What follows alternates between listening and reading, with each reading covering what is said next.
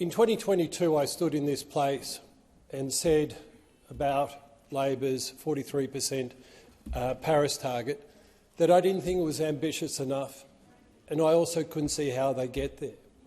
Now, one of the key platforms for getting there is building $100 billion worth of poles and wires.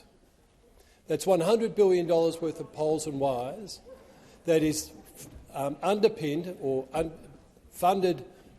seed-funded by $20 billion of taxpayers' money.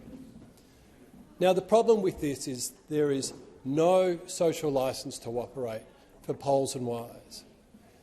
These poles and wires are being pushed, these projects are being pushed by AEMO, the Australian Energy Market Operator. Now, despite being owned by the federal government and state governments, it is not accountable to anyone. Next week we have Senate estimates, and I cannot ask AEMO to come. There's so many doubts about their projects, what's actionable, what's not, how they're counting benefits, how they're not. And this is all for $100 billion worth of poles and wires. Now, we all recognise we need more renewables, but putting them out in places where there is no transmission and expecting the taxpayer and energy users to fund them is just a farce.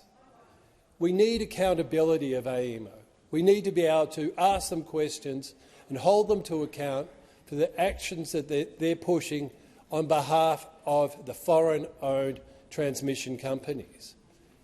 This total lack of accountability should be appalling to everyone in this place. And I will look to the AER next week for more answers.